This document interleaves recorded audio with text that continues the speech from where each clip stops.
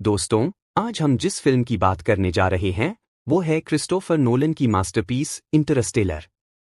यह फिल्म एक ऐसी कहानी है जो समय, अंतरिक्ष और प्रेम की सीमाओं को पार करती है।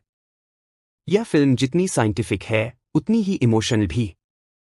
इस फिल्म में time dilation, worm hole, black hole, gravity और बाइनरी कोड जैसी कंसेप्ट्स को दर्शाया गया है जिन्हें समझना आसान नहीं, लेकिन एक बार समझ में आ जाए तो आपको एक नई दुनिया की सैर कराता है। अब कहानी शुरू होती है कूपर, जो कि फिल्म का मुख्य किरदार है, जो पहले नासा का पायलट था लेकिन अब खेती करता है। और खेती इसलिए क्योंकि दुनिया में अब वैज्ञानिकों से ज्यादा किसानों की जरूरत है। धरती पर खेती की हालत इतनी खराब हो चुकी है कि लोगों के पास खाने के लिए कुछ नहीं बचा है। पहले गेहूं खत्म हो गया, फिर ओकरा, जो एक और फसल है। अब सिर्फ मक्का ही बचा है जिससे लोग अपना पेट भर रहे हैं। कूपर के दो बच्चे हैं, मर्फ और टॉम। मर्फ, जो कि साइंस में बहुत होशियार है और किताबें पढ़ने का बहुत शौक रखती है, और टॉम जो पढ़ाई में एवरेज है। मर्फ अपने कमरे में एक बुकशेल्फ रखती है और उसे लगता है कि उसके कमरे में कुछ अजीब हो रहा है। किताबें बार बार गिरती हैं और मर्फ अपने पिता से कहती है कि शायद उसके कमरे में कोई भूत है। कूपर, जो पूरी तरह वैज्ञानिक सोच वाला व्यक्ति है, इन बातों को अवैज्ञानिक मानता है और उसे समझाता है कि यह सब ग्रेविटी की वजह से हो रहा है, लेकिन मर्फ इसे मानने को तैयार नहीं। कहानी में एक बड़ा मोड़ तब आता है जब एक दिन धूल भरे तूफान के बाद मर्फ के कमरे की फर्श पर कुछ अजीब सी धूल की लाइनें बन जाती हैं। कूपर इन लाइनों को देखकर समझता है कि यह कोई बाइनरी कोड है, और जब वह इसे डिकोड करता है तो उसे एक लोकेशन मिलती है। यह लोकेशन है नासा की गुप्त फैसिलिटी की, जहां कूपर और मर्फ पहुंचते हैं। यहां हमें पता चलता है कि नासा आज भी काम कर रही है और उनका मिशन है धरती को बचाने का नहीं, बल्कि इंसानियत को बचाने का। धरती अब ज्यादा दिन टिकने वाली नहीं है क्योंकि फसलें खत्म हो रही हैं और वातावरण में ऑक्सीजन कम होती जा रही है। प्रोफेसर ब्रांड, जो नासा के वैज्ञानिक हैं, कूपर को बताते हैं कि अंतरिक्ष में एक वार्म होल खुल चुका है जो हमें दूसरी गैलेक्सी तक पहुंचा सकता है।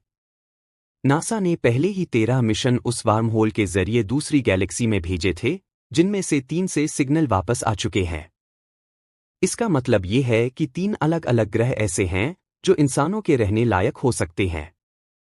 अब कूपर और उनकी टीम को उन ग्रहों का पता लगाना है और इंसानियत के लिए एक नया घर ढूंढना है।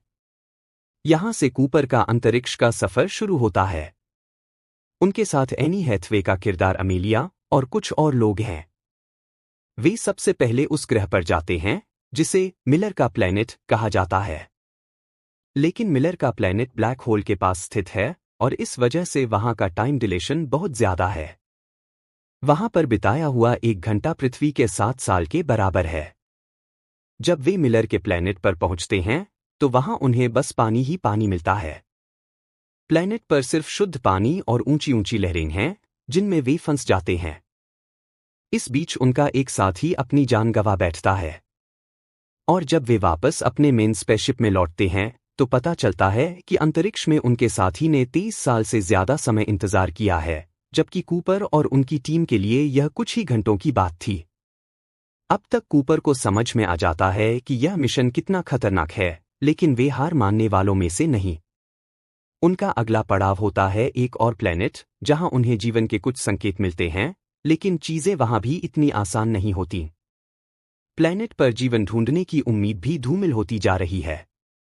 कूपर की बेटी मर्फ, जो अब बड़ी हो चुकी है, धरती पर प्रोफेसर ब्रांड के साथ काम कर रही है और ग्रेविटी की थ्योरी को हल करने की कोशिश कर रही है ताकि इंसानों को धरती से स्पेस में भेजा जा सके।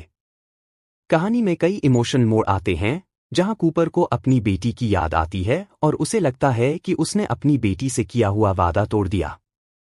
अब ब्लैक होल के पास पहुंचने पर कूपर को एक बड़ा निर्णय लेना पड़ता है। वह अपने साथियों को वापस धरती पर भेज देता है और खुद ब्लैक होल के अंदर जाने का निर्णय करता है ताकि वहां की जानकारी इकट्ठा की जा सके। ब्लैक होल के अंदर जाने पर जो कुछ होता है वह फिल्म का सबसे जटिल और हैरान करने वाला हिस्सा है। वहां समय और स्थान की सभी सीमाएं टूट जाती हैं और कूपर एक टेसरेक्ट नाम की जगह पर पहुंच जाता है, जहां से वह मर्फ के बुकशेल्फ के पीछे बाइनरी कोड के जरिए उसे संदेश भेजने की कोशिश करता है। फिल्म का